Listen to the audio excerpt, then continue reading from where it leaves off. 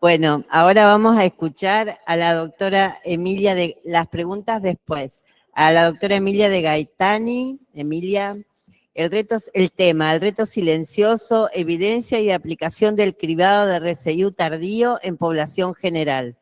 La idea justamente de toda esta charla es qué valor le damos a los screenings universales, que son los que mayores pautan la morbimortalidad materno-neonatal, y tratar de llevarnos algún concepto sólido. Emilia es fellow y diplomada en medicina materno-fetal del Hospital Universidad Austral Argentina, especialista en ecografía obstétrica y ginecológica, codirectora de la Unidad de Medicina Materno-Fetal, Sanatorio Británico Rosario y médica de staff del Servicio de Obstetricia del Hospital Provincial de Rosario, Argentina. Bienvenida. Bueno, buen día a todos. Primero quiero agradecer la invitación a Débora y a todo el comité. Bueno, a mí me tocó un tema medio ahí, la controversia, que sí pero no. Vamos a hablar un poco de... ¿Esto se puede? No. Porque si no me queda... ¿Lo puedo sacar? No lo quiero romper. Sí. No sé, acá no. Bueno, no importa, me pongo así.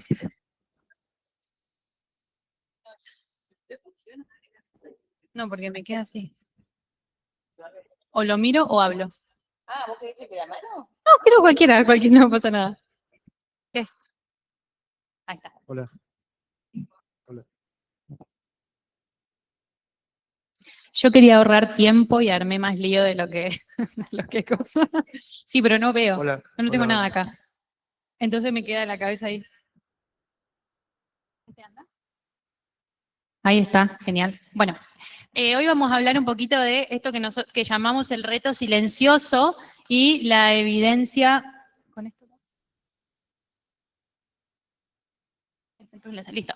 El reto silencioso, un poco hablar de la evidencia y la aplicabilidad del cribado de restricción de crecimiento tardío en la población general. Entonces, ¿cuáles van a ser los objetivos de la charla de hoy? Primero, comprender por qué la restricción de crecimiento fetal tardía es un enemigo silencioso, conocer la evidencia actual del cribado universal versus el selectivo, interpretar un poco el rol de la ecografía, el Doppler y puntualmente el CPR, y cómo podemos aplicar esto en la práctica clínica diaria, un poco basándonos en algoritmos de estudio. Bueno, para empezar a hablar un poquito, ¿qué es la restricción de crecimiento? Esto es una de las pocas cosas en donde todas las sociedades están de acuerdo, que es que la restricción de crecimiento es una incapacidad del feto para alcanzar su potencial genético de crecimiento, ya sea por una causa placentaria, por una causa materna o por una causa fetal. Entonces, para empezar a hablar un poquito, vamos a hacer algunas cuestiones importantes, que es que primero la definición va a incluir parámetros biométricos, que es cómo yo voy a calcular el peso fetal estimado, qué tabla voy a usar, y después sabemos que además del peso fetal estimado voy a necesitar parámetros funcionales que tienen que ver con el Doppler materno-fetal. Otra cosa que tienen en común todas las guías es que la definición de la restricción de crecimiento va a variar dependiendo de la edad gestacional, ya sea una restricción temprana o una restricción tardía. Pero para llegar a todo esto, tenemos que saber que algunas cositas puntuales, porque son el punto de partida. Si no arrancamos de acá, ya arrancamos mal. Entonces, para saber si un feto crece bien, tenemos que relacionar siempre el peso fetal estimado con la edad gestacional. Si esto no está claro y esta pauta no está hecha, todo lo que viene después está mal. Y toda la decisión que tomemos va a estar mal. Entonces, parece muy simple, pero estuvimos 40 minutos diciendo qué ecografía tomar, porque a nosotros nos parece, y ciertos estudios respaldan la utilización de una ecografía, cuando las guías de la ISUAC nos dicen que tenemos que tomar otra.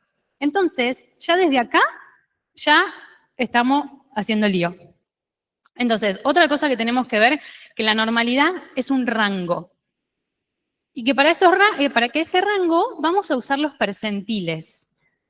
No podemos informar en semanas, no podemos informar el fémur le da para 25 semanas, la cabeza le da para 30 y no. O sea, todo eso va a conformar el peso fetal estimado y lo que vamos a percentilar es el peso fetal estimado y ahora vamos a ver qué implicancias tiene la circunferencia abdominal para tanto el diagnóstico como para el seguimiento. Y obviamente saber que esto es un proceso dinámico. Y para yo ver este proceso dinámico, tengo que hacer una curva de crecimiento con evaluaciones seriadas del tamaño fetal. Porque el peso fetal estimado no es más que una foto puntual del feto en ese momento. Entonces lo que yo tengo que hacer es hacer la secuencia de fotos para ver si ese feto está creciendo bien o no.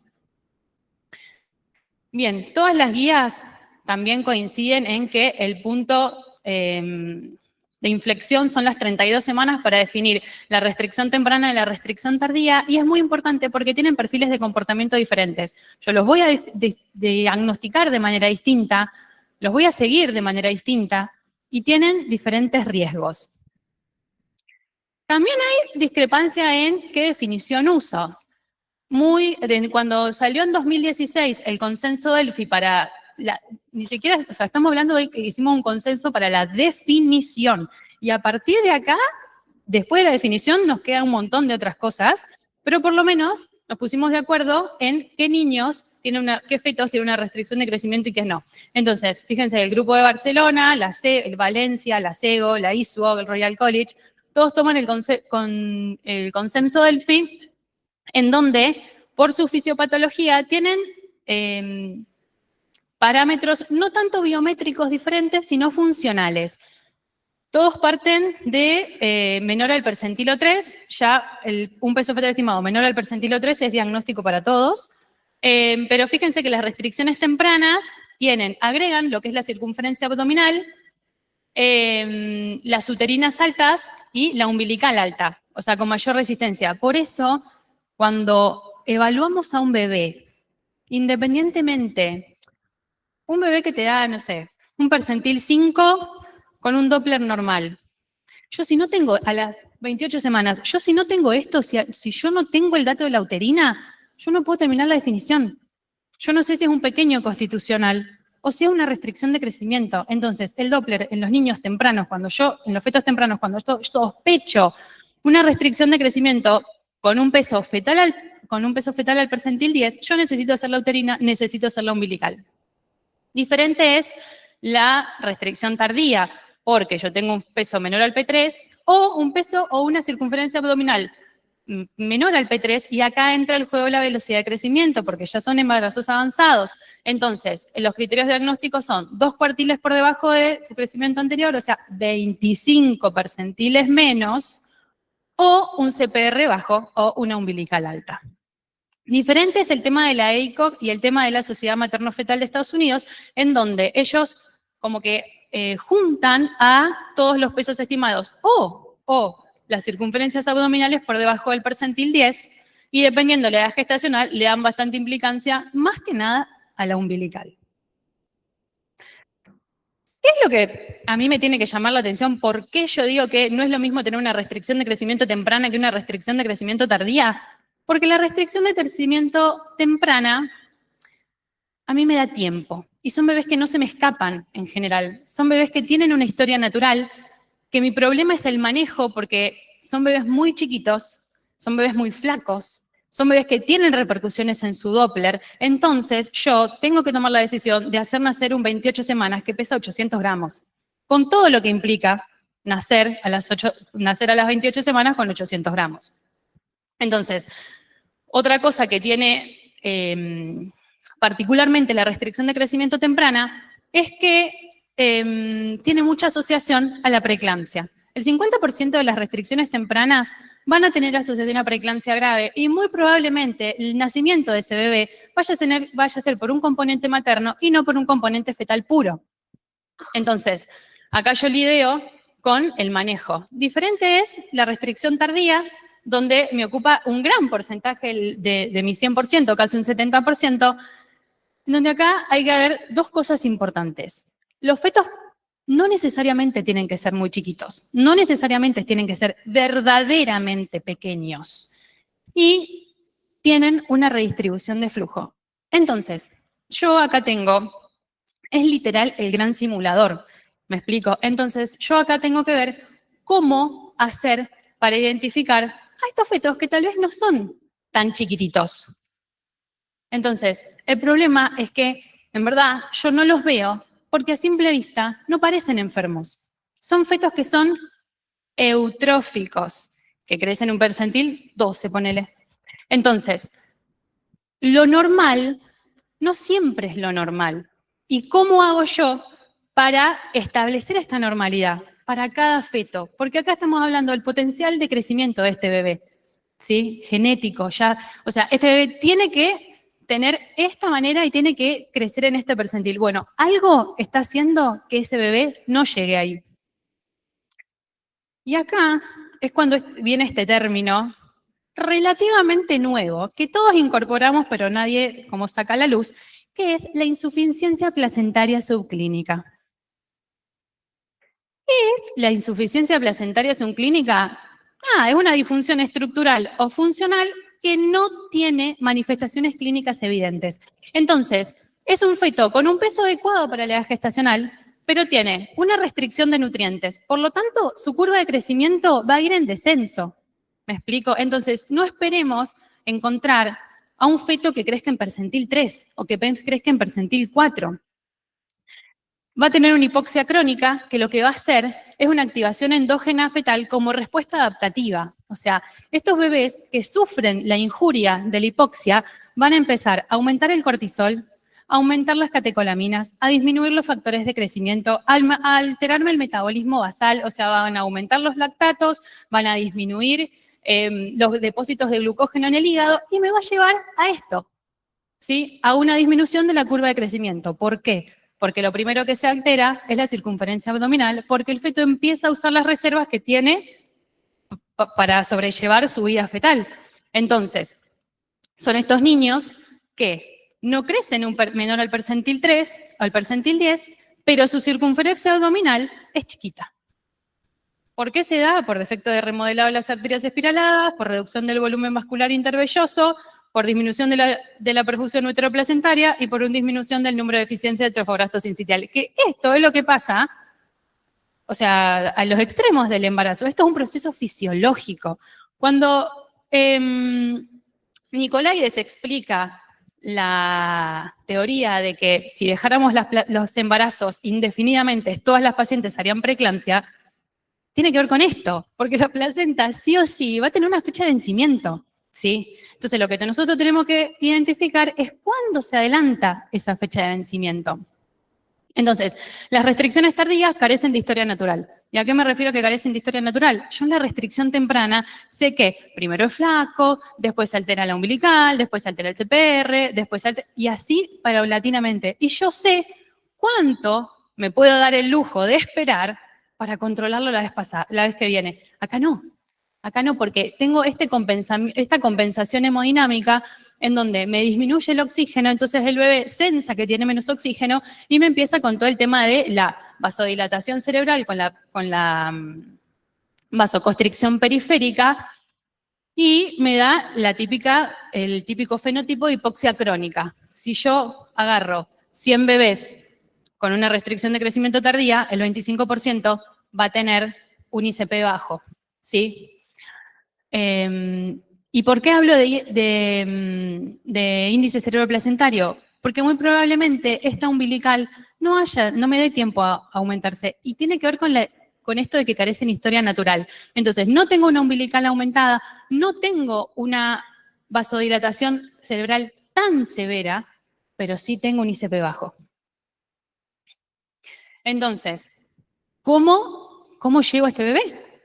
¿Cómo lo identifico? ¿Por qué no los podemos identificar? ¿Qué herramientas tengo yo para identificar a este tipo de bebés y cómo lo puedo implementar sin sobrediagnosticar y sin cargar ni saturar al sistema? El cribado, acá yo me voy a correr del fetal, del consultorio fetal y voy a volver al consultorio de obstetricia, en donde estás sentada con la paciente enfrente, y no tenés más que hacerle una historia clínica y preguntarle los factores maternos y los factores y los antecedentes, que eso tiene un 30% más o menos de sensibilidad, y medirle la panza. No tenés otra cosa en el consultorio. Entonces, que también tiene una baja sensibilidad, pero puede ser un signo de alerta. Entonces, el examen físico en el consultorio de obstetricia no hay que menospreciarlo tampoco, porque de acá yo voy a tener a este grupo selectivo que yo voy a usar para pedir la ecografía de tercer trimestre. ¿Por qué? Porque sabemos que las ecografías, ¿cuáles son las ecografías en el embarazo? ¿Qué tengo yo por guía que digo, bueno, sí, en el embarazo tengo que tener, en el primer trimestre, el screening de cromosomopatías y de disfunción placentaria? Todos estamos de acuerdo. En el segundo trimestre, el screening de anomalías congénitas, disfunción placentaria, parto pretérmino. Todos estamos en consenso. ¿Y en el tercer trimestre? No tengo guía que me diga que en el tercer trimestre yo tengo que pedir una ecografía. Y estamos de las 22 semanas a las 40. Y ese bebé nadie lo mira. A mí me da algo. O sea, si estoy como obstetra y si estoy como fetal.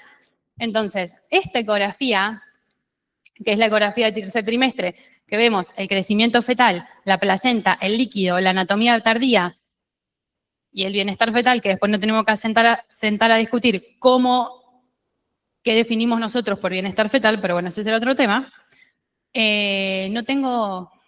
no existe. Entonces, la ecografía de tercer trimestre es el eterno debate. Nosotros la tenemos muy incorporada, pero hay una sola guía, que es la mitad de Europa que la hace. El resto, en verdad, todos la hacen y nadie, es como el screening de parto pretérmino. Todos te dicen sí, sí, pero después, cuando se tienen que sentar a escribir las guías, nadie se siente y te dice sí, vamos a medirle el cuello a todos.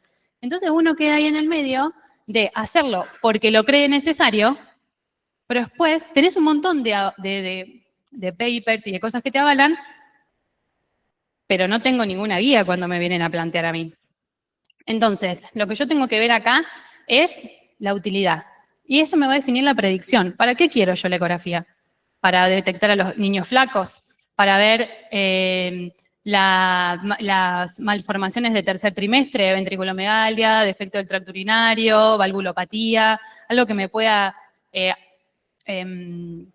hacer que ese bebé nazca en un lugar distinto, que no pueda que el bajo riesgo se me comporte en un alto riesgo, discrepancia de líquido, placenta, la costo-efectividad que tiene que ver con esto. O sea, está bien, yo le mido a todas y hago todo esto, pero ¿para qué me sirve? En limpio, ¿qué saco? ¿Cuánto me beneficia a mí mirar a todas las mamás? El impacto médico y materno, que era esto que hablábamos recién, o sea, de las 22 semanas a las 40 semanas hay un montón, tanto para el médico como para la paciente, pero esto también puede ser un arma de doble filo, porque si yo le encuentro algo que es de difícil manejo, que yo no puedo hablar bien con la madre, yo como médico empiezo, y cuando la controlo, ¿y qué hago? Bueno, ya fue, la controlo más, prefiero controlarla de más que de menos. Y ahí empezamos a sobrecargar. Lo mismo para la madre. Ay, no, fui a hacerme una ecografía y la doctora me dijo esto. Y se genera toda ansiedad y se ponen a buscar en la computadora y el Google y hablan con la vecina. Y eso genera un montón de disconfort en la madre. Y obviamente el impacto en la organización del sistema de salud, porque yo necesito un montón de cosas, pero necesito recurso material, necesito recurso humano, necesito recurso de información, y después que eso, ponele que se puede organizar, a mí la paciente me viene con un informe, yo tengo que interpretar ese informe y tengo que tomar una conducta con ese informe, así que, o sea, nosotros pedimos, pero después del otro lado nos viene y tenemos que hacernos cargo de lo que pedimos. ¿Qué dicen las guías? Hay un montón de estudios. Yo agarré pero por al azar, 60 centros de atención primaria en Países Bajos, 13.000 mujeres, o sea, un grupo de intervención, un grupo de atención habitual, y el outcome primario era evaluar si la ecografía rutinaria de tercer trimestre en embarazos de bajo riesgo reduce efectos adversos perinatales. ¿Qué dice? Que el valor predictivo positivo fue mayor en el 59% de los casos si la ecografía se realizaba en semana 34 o 36, lo cual sí, después sacan al paper que lo vamos a mirar ahora, que en semana 28, que el peso fetal estimado y el AC no son que son marcadores insuficientes para la restricción de crecimiento, que aumenta la sensibilidad si se suman marcadores biofísicos como el Doppler y obviamente aún mayor si se incorporan los biomarcadores que hablábamos hoy a la mañana. Pero en embarazo de bajo riesgo, sí mejora la detección de crecimiento, pero no reduce los efectos perinatales adversos, no mejora los resultados maternos y aumenta la tasa de inducción, con la consecuencia tasa de cesárea. Entonces, nada, todo mal. ¿Qué te dice? Que no se recomienda el uso rutinario en población general. Y este paper se refleja en todos lados, en todas las guías. De hecho, la única guía que dice que incorpora la ecografía de tercer trimestre es la guía de la SEGO, que te hace la distinción de que solamente 8 países la adaptan y el resto no. Las tablitas de evidencia no pasa nada. Bueno, entonces, no hay consenso para la realización de la ecografía universal porque en la población de bajo riesgo no se mostró que mejores resultados perinatales o maternos, por lo tanto, si yo decido hacer la ecografía, tengo que optimizar el rendimiento. ¿Qué dice nuestra guía de nación del año 2023? Adivinen, que no es necesario hacer la ecografía de tercer trimestre si la paciente tiene una morfológica previa. Entonces, en embarazos de bajo riesgo, si la paciente tiene una ecografía entre las 19 y las 24 semanas, no hacemos nada. Obviamente, en el control, muchas van a pasar por el tamiz y van a pasar al alto riesgo y se le va a pedir la ecografía, ¿no? Solamente la vamos a pedir en pacientes que después de las 24 semanas no tengan morfológica. Se hace, así como la mención, de que si vos la vas a pedir, la pidas en semana 36, porque mejora mucho la tasa de detección de anomalías de aparición tardía, problemas de crecimiento y presentación pelviana. Ponele que vamos a fingir demencia y vamos a hacer la ecografía de primer trimestre. Entonces, de tercer trimestre, perdón. ¿Qué tengo que ver? Y acá se baja el choclo. ¿Cuándo la hago? ¿Si la hago sola o si le sumo el Doppler? ¿Cómo interpreto yo los resultados y qué conducta voy a tomar en base a esta ecografía? Entonces, ¿cuándo la hago? Este es el paper que hablábamos hoy, de que es un estudio prospectivo de 2000 que enroló más de 60.000 pacientes, en donde se compara el peso fetal estimado de la ecografía de las 32 versus con el de las 33, con el peso fetal al nacer dentro de las 2 semanas de realizada la eco, ¿sí? Su punto de corte fue un percentil 10. ¿Qué vimos? Que sí, que tiene una tasa de que el rendimiento fue superior en semana 36 que comparada en semana 32, que ahora ahí está todo estamos de acuerdo. Que la tasa de predicción es del 70%, que obviamente aumenta si yo ajusto el percentil 3 al percentil 10. Y que el rendimiento predictivo del peso fetal estimado es superior al de el AC solo. Pero ¿qué pasa? Si yo me vengo a esto, tiene una tasa de predicción del 70%, porque acá yo estoy viendo, yo internamente estoy pensando en todos los bebés que me di, que fueron 60.000. Pero yo lo que tengo que mirar es de esos 60.000, ¿cuántos nacieron con restricción de crecimiento? Que es mi outcome. Entonces, si yo el 70%, pónganse que de 10, 7 tenían un peso fetal estimado menor al P10. ¿Qué pasa con los otros 3? Cuando analizaron los otros 3, se dieron cuenta que casi el 100% tenían peso fetal estimado menor a 40 en la ecografía de las 35 semanas. Entonces, del 85% de la restricción de crecimientos que nacieron próximas a las 32 semanas, a las 2 semanas, tenían un peso fetal estimado menor a 40 y casi el 95% de los nacidos en cualquier edad gestacional. Entonces, nos estamos quedando corto con el punto de corte de ese percentil 10. ¿Cómo se aplica la clínica? 1 de cada 4 fetos con pesos fetales estimados menor a 40 va a ser una restricción de crecimiento. No es que todos los pesos fetales a 40, me van a hacer restricción de crecimiento. No. 1 de cada 4, el 25%, van a caer dentro de estos. Entonces, si el peso fetal estimado me da menor a 40, ese bebé necesita un seguimiento más estricto, ¿sí? Con la curva de crecimiento y con el bienestar fetal. Ahora, obvio, empezaron los subanálisis, porque acá tenían un montón de datos con un montón de pacientes y yo haría exactamente lo mismo. Entonces, este subanálisis solamente del grupo de las 33 semanas tiene un enfoque, plantea un enfoque en 2 etapas. Para la predicción de feto de restricción de crecimiento y los resultados perinatales adversos mediante un examen con el examen de las 36 semanas.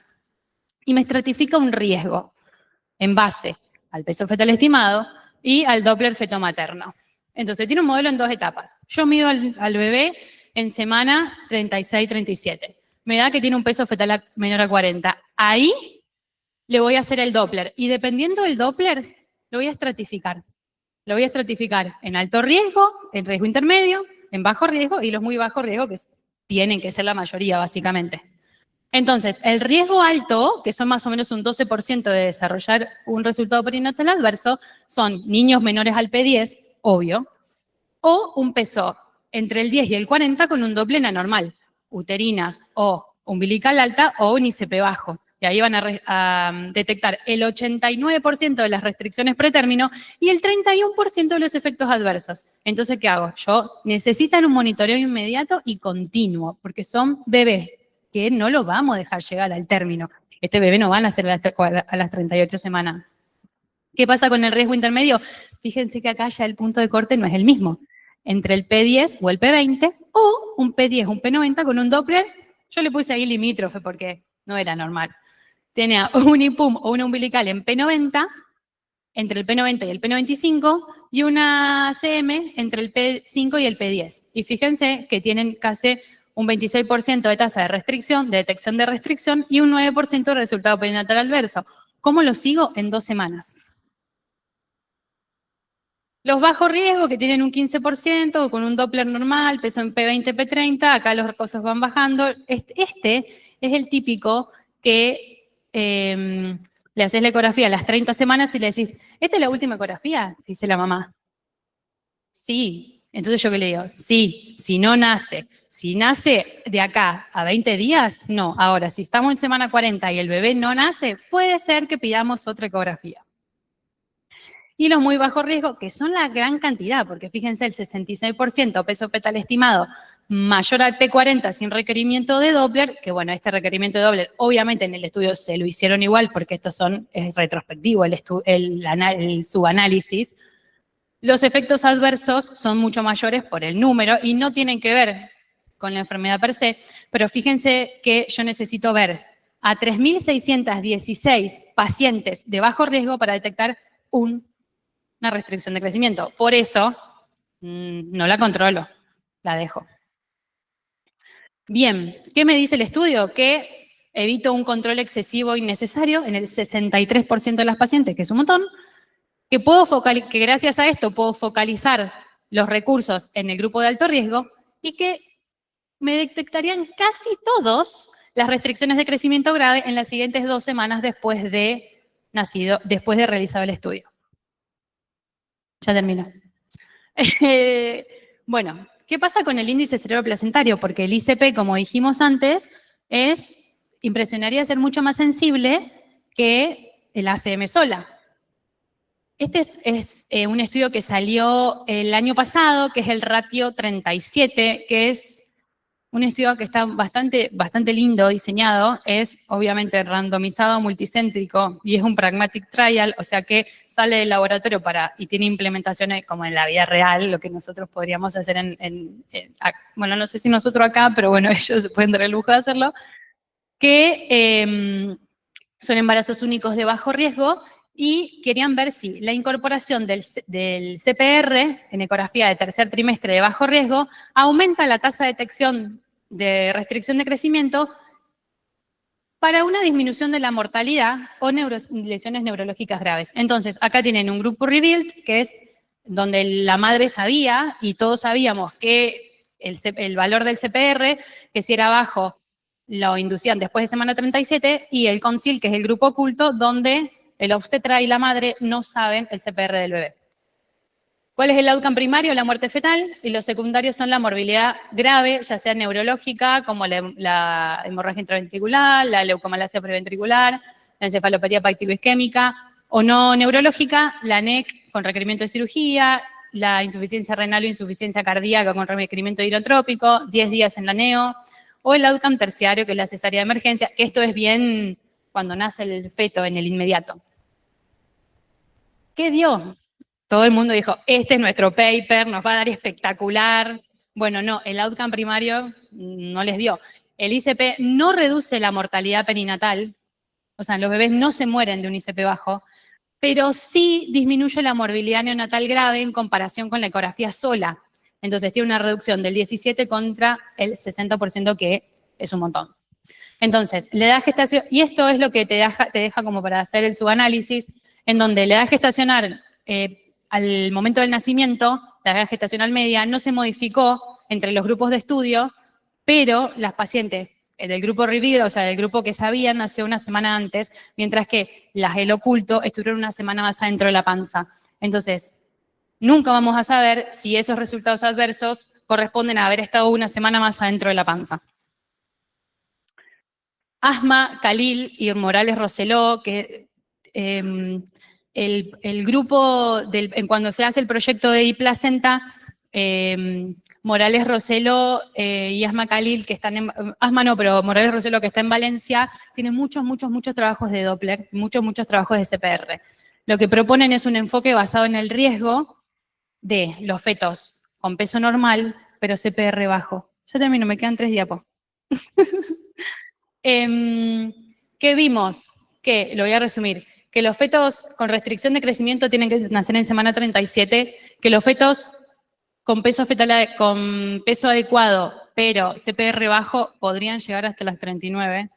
Ahí vemos. Los pequeños a las 40 y los normales a las 41. Entonces, ¿cuál es la relevancia clínica?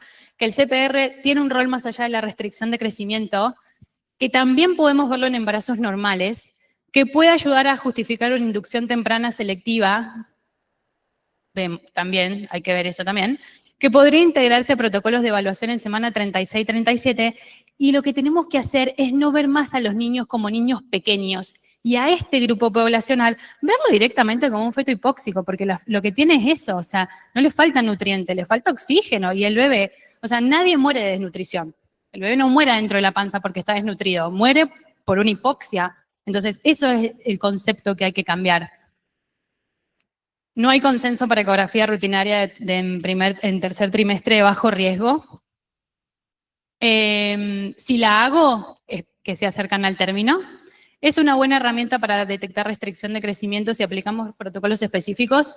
El P10 ya no me alcanza, tenemos que mejorar el cutoff, o sea que lo que plantean es el percentil 40 y ver la estratificación de riesgo. Y la evaluación biométrica funcional es superior a la biométrica sola. Peso y Doppler es mejor que peso solo, porque el Doppler no es un lujo, como todos piensan. O sea, ay, a este le hago el Doppler y a este no. No, el Doppler no es un lujo, el Doppler es una herramienta, pero para que el Doppler funcione como una herramienta, tiene que estar bien indicado, bien hecho, bien informado, bien interpretado, y tiene que tener una buena toma de conducta. Y hay un montón de cosas en el medio para llegar a todo eso. Entonces, no es tan fácil.